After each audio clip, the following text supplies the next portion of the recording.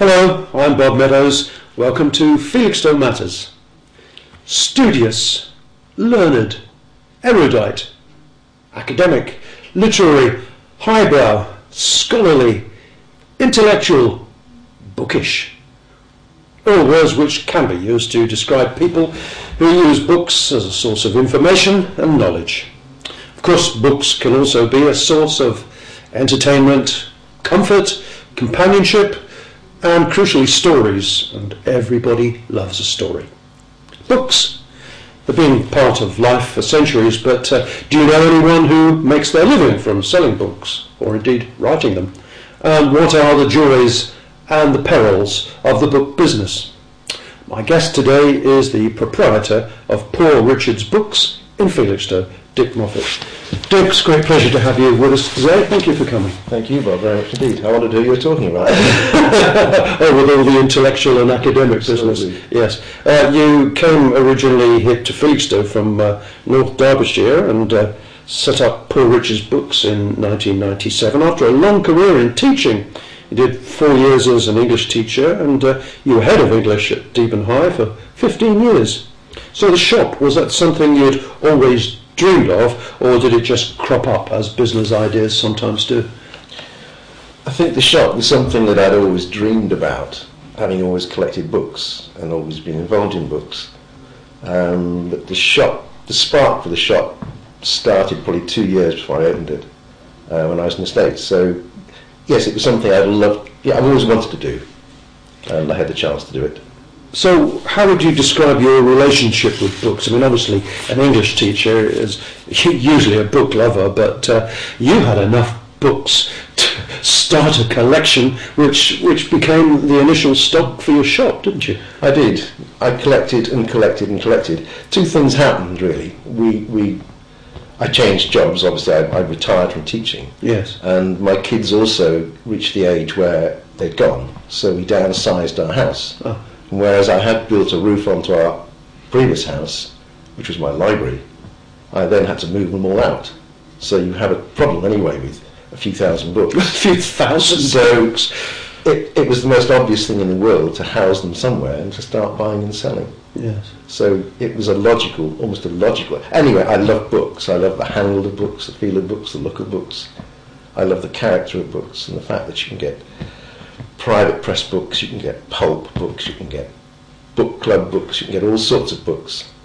So your relationship, it's a mixture of the content and the actual book as an object. Yes, well, as an English teacher, you love teaching and you love reading. So yes. One thing leads to another. Yes, well, you couldn't really be an English teacher without, in a sense, so. being a book lover. I feel the two just go hand in glove. What's currently selling best in your shop at this moment? I suppose the best sellers we have are local books, books about Felixstowe, books about Suffolk, books about East Anglia, particularly things, railway books about East Anglia or sailing in East Anglia or trains in East Anglia or so on. So that's a big area. Children's illustrated books, period classic books with some age. Any particular examples of that? Well, illustrators like Arthur Rackham will always sell. Edmund Dulac, Mabel Lucy Atwell will always sell. Enid Blyton will always sell. Arthur Ransom, Tolkien, they will always sell. So they're always popular. Nowadays, I suppose, in terms of popularity, fantasy fiction, fantasy paperbacks, Dragonlance, things like that, they love those. With the younger teen market, there's a lot of Buffy the Dragons, the Vampire Slayer, all those kind of edgy horror paperbacks, they go down well. But there's a lot of things that don't. What simply doesn't shift? Things that don't shift are book club books, which are published in their millions and millions and millions. We're thinking of the big name, famous book club, are we? Reader's Digest, yes. We've said it now. Book club, Reprint Society, condensed books. They just get pulped. I just, bin them straight away. And the same really applies to biographies, or autobiographies, I should say. Now, biographies sell. Autobiographies, modern whether they're celebrity autobiographies, I'm guessing. Footballers, cricketers, politicians, I find them impossible to sell. And cooks. Now, I did check that the current chart this weekend showed 6 out of 10 in the hardback non-fiction art cookery books. Yeah. What's happening? What's going on? There's too many hairy bikers around. I don't know. I mean, TV has got a lot to answer for. You know, if you think of the plethora of programs on antiques and collecting, Yes. and yet I can't sell any antique books that are generic. You know, specific books you can sell, but books about antiques. So you wonder why on earth all these programs are there. Books about house redevelopment. There's thousands of books on renovation and DIY and so on, and cookery. You look at TV and they're responsible. And every program, there's a book. I guess these are classic coffee table books in the sense that people don't actually read them, they just display them. That's right. And they give them to people. And they give them as People don't presents. want them, so they... At 15 and 20 pounds a time, That's they're right. giving them as gifts because that's the right sort of amount of money to spend on a present, I That's suppose. right. And then they all turn up in second-hand bookshops. In your shop, Right, and then into the bin. That's right. It's, No, not, I don't throw those away. You don't? I give those to whoever. There's always a book sale somewhere that you can... I see. Now, you've published books yourself. I think your first was about Felixstowe Fire Brigade, and you, of course, were a retained fireman. So tell us about the book. Well, the book... I mean, I did join the retained fire service, and I was there for about 10 years, and it's an amazingly sort of close-knit community. And I was lucky within the retained in Felixstowe that there were 5 or 6 people who had funds and funds of stories, amazing stories about fires, about humorous incidents, about things that happen. And there was one story that I included in the book was, in fact, when the fire brigade was in the Bencotto, which is now a very popular gastro pub. Yeah. Yes, indeed. But that used to be the old fire station, and you can imagine how difficult it was to get a fire engine out of that building onto the main road, which had lots of traffic. So what they used to do was send 2 firemen out, preceding the fire engine, to stop any traffic. And on one occasion, a lovely guy who's now passed away, but he was stopping the traffic, and one car refused to stop, so he sank his axe into the roof of the car. Sheer venom. That's the sort of story that, you know, gets lost. Yes, and there's some absolutely. horrible stories equally, and some awful fires. So basically it was a question of collecting the stories, collecting all the photographs, research at the records office for anything. What period of the local brigade did you cover? I covered the whole period, from the Bath Hotel fire From in the Bath, 1914. yes. Even before then, I had photographs of odds and ends. And of course, the Bath Hotel fire, they simply weren't really equipped for a fire of that magnitude, No. I understand. No. It was just one tiny engine, sort of. Well, initially something one engine with a Bowser, you know. Yes, but nowhere near the water capacity to deal with no. a huge fire like that. I must admit, I wonder how on earth they even managed. You know. Yes. All I've got is pictures and words. Yes. But every fire, in its sense, gets reported. Yes. And most serious fires get photographed. Yes. So there were pictures of all sorts of things to sort of use. And we just scoured the place for stories and pictures, and people sent them in and we used them. And it was part of the Felixstowe postcard series of books. Yes. And they published it. That's right. And your work as a retained fireman, how tough was it? For me, it wasn't overly tough because you're not at the sort of the sharp end. Those who work full time usually are the ones who are there first. And How often were you called out? I suppose I was teaching most of the day, so I Yes. couldn't go. No. But I suppose 4 or 5 times a week, perhaps a couple Really? of times at the weekend. See. But that was never always for a fire. It was for firearms that went off with thrips or insects in it, or Pussycats false up alarms, trees. pussycats up trees. Yes, beach huts being set fire to. Yes. A favourite occupation Absolutely. in Felixstowe. More fires, I think, were deliberately caused these days. Well, then perhaps than otherwise. Yes. So that was the first excursion into publishing, and then is Felixstowe Flooded the next? That was the next one. Not that I've done any more. Okay. But the flooding book was, yes, it was a consequence of teaching. What happened there then? It was a lovely story because there was a little girl who I think she was in the year 8, which would mean she was 12 probably. Yeah. And one day she brought in her grandmother's, Mrs. Doreen Watkins, brought in her grandmother's handwritten account of the flood in 1953. And it was an amazing 15, 25 page, something like that, document written in longhand, written as she would speak. So it was a classic piece of history.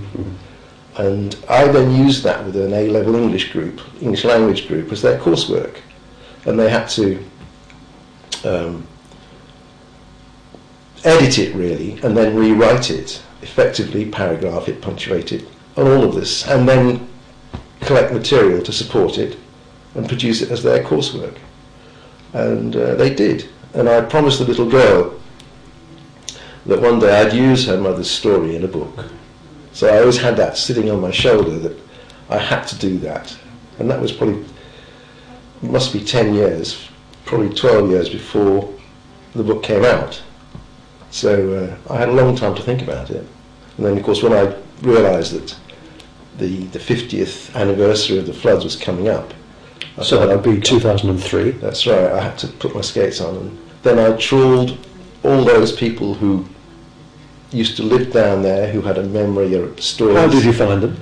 I can't remember now. Oh. I think basically I must have done something on the radio. I know Richard Cornwall put something in the paper, but I can't remember. I think what I did do was, like Mrs. Watkins, I went to see her, and she would have told me about somebody else and then somebody else. But her story was the most amazing one because she lost a child, and you know, you can't understand how a flood could was come down there. Yes, was she the person in a prefab that was trying to lift the baby up onto the roof? That's right. Yes, she passed the children out onto the roof. Yeah. Yes. And of course many of them died of exposure that night, rather than actually drowning. Yeah. And no one in the town said anything about it? No, around 40 deaths all going on through the night of the 31st of January. That's yes. right. Yes. Well, it's something that's forever imprinted on my mind because I lived in St Edmunds Road at the time, and we were flooded as well. Yeah. So yes, it was, and a tremendous book. I mean, I would recommend it to anyone listening now to get. Are copies still in existence? I don't know how many are out there still. Oh, there'd be lots in existence. Out. I don't think I've got more than half a dozen left. Half a dozen. And we did, I think, 1,000 or so. Can't remember. The perils of shopkeeping. You've had some rather unpleasant incidents of late. 3 of them that I remember you telling me about. That's right. Well, whereas teaching was the best job in the world, or being an English teacher was the best job in the world, or a head of English was, I just love the shop. And on a day-to-day basis, I was happy as Larry. But of course, things happen. You know, they spoil the nature of happiness. And I had a flood about 2 months ago now, and it just followed an amazing weekend of rain. And I think during the night, it must have been a downpour for an hour and a half or 2 hours. And I think it washed every roof in Felixstowe, and they all came down my drain. So it blocked the drains, and it just flooded the basement and sort of spilled over into the cellar and out into the basement. So that's a storage area. That's well, you can it's where people go to look at books. Yeah, that was where the shop is. Yeah, downstairs. So everything I had on the floor, which I shouldn't have had, I had to throw away. And that must have been heartbreaking. It was, especially when I was informed by the insurance company that I couldn't get insurance on what was on the floor because it shouldn't be on the floor. Oh. So yes, that all got thrown away. But they were very good about everything else. And then within weeks, we had a case of theft, which the police are now dealing with as a fraud, in fact, as opposed to a theft. Shoplifting, basically. It was, but it was the nature of the way it was done. It was quite clever. And that would be a hugely long story to go into. But we think we know where the guy lives, and all the local shops, bookshops, know about him. So do you have your items back yet? Not yet. No, I know one is available with the police currently. The second one, I don't know what happened to. The third one was an insignificant little book, so I don't know anything about that. I don't know what it was. But this was a trickster who was visiting other bookshops. Yes. He'd been in the treasure chest in town, with whom, you know, I get on very, very well because we work together. Yes. And their sister shop in Colchester, they'd already warned the treasure chest about this guy, and they, in due course, warned me. Yeah. And me, in my naivety, just didn't think it was likely to happen. Yeah. And it happened. So a flood, a shoplifter, and you've had a window put in. And then last week, or the week before last, I hope they're not connected, but the front window was broken during the night. So does this, in any sense, depress you to the point where you think, oh, what's the point? Or not quite. No, I don't know. I mean, none of those issues were serious enough to go that far. Mm. If I'd had a fire and something dramatic had happened, then that would have been serious. Totally and utterly heartbreaking. But no, these were all instances of minor loss. Mm. You know, a new window was £320. The excess on the shop is £200. It's not worth insurance, but we are in a depression and everyone's struggling. That's right, yeah. This is the point, and you can't really afford to lose stock to shoplifters, or or indeed to a flood. It happens. It happens. You know, it happens. Yeah. And everybody else suffers misfortune, so I don't see why we shouldn't have one or two. So your present premises, let's call it that, because you had an earlier one, extends out and out. How far have you extended it since you first took it on? It's just enormous. I've filled every inch of the place on 2 floors with books, and I'd love to have another floor. Would you really? In fact, the shop next door has been vacant ever since I moved in, and I'd love to have it, but I don't have the opportunity, I'm afraid. No. But yes, wherever there's a vacancy in terms of space, we'll put a book in it. Now, you've got a new publishing project of your own lined up for 2014, Yes, I have. Yes. I did cover the Bath Hotel fire in the fire service book. And then when they produced the last Bath night, I lent all my material, and I think a reasonably good book came out of it. This was a local publication, a private publication. Yeah. And then I was lucky enough to buy the visitors book for the Bath Hotel from 1882 to 1907, which I found in an auction in Elsham, North Norfolk. And it was being sold alongside the visitors book for the Cliff Hotel, I should say, from 1914 onwards, for about 10 years. And because of the nature of these 2 books, or certainly the Bath Hotel book, and the fact that everybody who I've read about ever since I've been here, in terms of dignitaries and names and quilters and Tomlins, and they're all in there. Yes, because it was called for a while quilters, and it became a military hospital. That's right. I'm assuming for officers, from the photographs I've looked at. Well, I haven't got all that information yet, but that's what I want to do, to incorporate all of that information with, obviously, the photographs I've got, and with a lot of this visitors book, because visitors used to do watercolours in these books. They used to do sketches of the golf course. They used to do caricatures in the visitors book. That's remarkable, isn't it? So each visitor signed their name. That's right. And of course, most of the names are illegible because they're flourishing Victorian sort of signatures. But there's so much in there, and I think it'd make a fun book. I don't think it's got much of an appeal to other people other than local historians as well. I can't believe it's going to have an appeal to anybody other than Felixstowe people. No, Phil Hadwin will lap it up. Phil Hadwin, yes, he'll have to pay for it. Now, Felixstowe is dear to your heart, and there are various local issues which interest you, particularly the town centre, empty premises, the shared space, and the new Tesco's proposal. So how do you stand on Hamilton Road as it is at the moment, with various empty shops, and of course the new council scheme for cars and pedestrians to kind of work it out between them? Well, I'll go back a little bit, because I was lucky enough to work with the Chamber of Trade and Commerce in Felixstowe for 5 or 6 years, and one of the first meetings I went to was in Walton to discuss pedestrianisation. This follows a long history of Felixstowe and pedestrian attempts and so on. And I was all for pedestrianisation, and I was vociferous about it. I won't say who the chairman was, but I was vociferous. And in the end, he sort of suggested that I wasn't representing the views of the Chamber of Commerce, was I? And I said, well, no. But anyway, by the by, the only way they would fund anything was to do with the shared space scheme. There was funding for that, but not for pedestrianisation. Which I regard as a sort of halfway stage. It is a halfway stage, but I must admit, since it's been completed, I know lots of shopkeepers in the town, their trades have been affected, but I think it's a brilliant system. I love it. I love being able to walk up and down. I love the fact that there aren't that many vehicles blocking the way. But I do sympathise with those who maintain that they've lost footfall. I'm not sure it's always the case, and I'm not sure if it's not a recessional thing. But I think it looks so much better. It's so much cleaner. There's so much more space. People, I think, talk and meet and communicate much better now without cars. So I'm with all the benches, of course. And with all the benches. There should be more of the furniture, I think, more trees, and make it a bit more sort of energetic.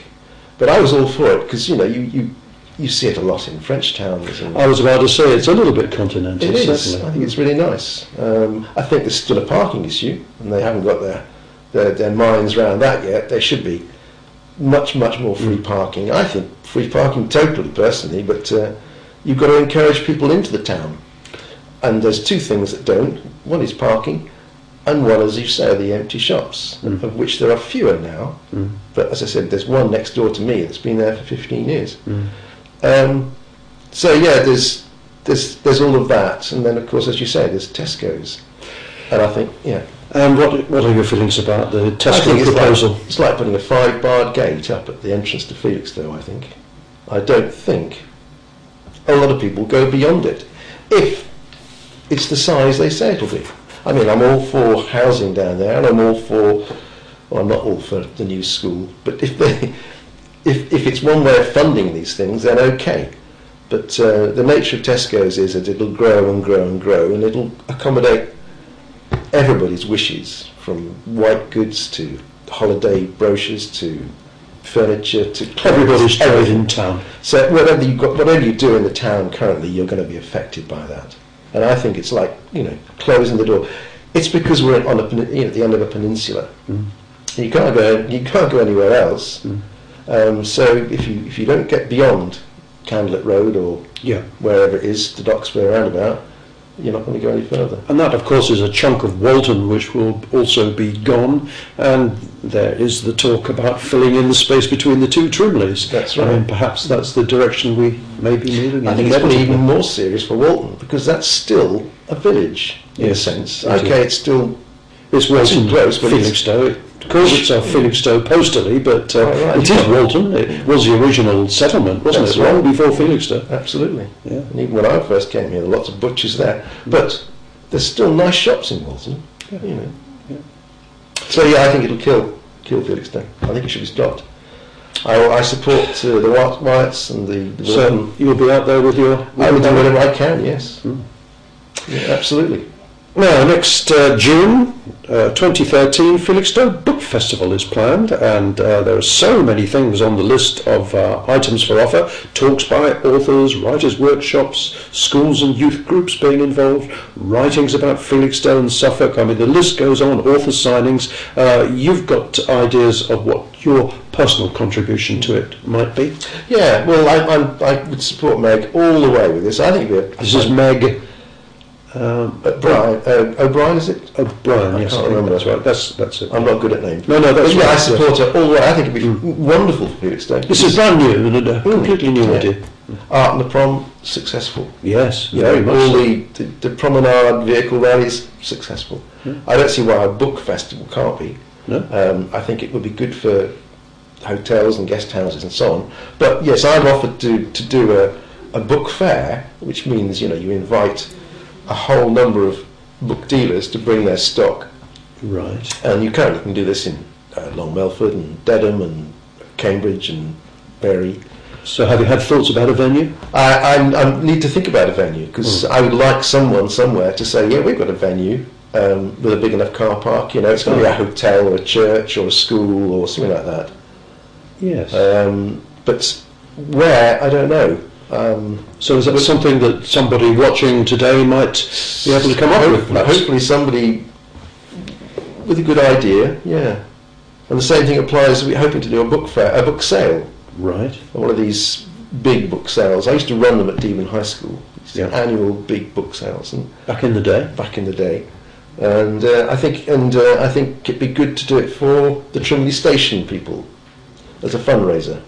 So hopefully they'll come up with the venue there, up at Trimley.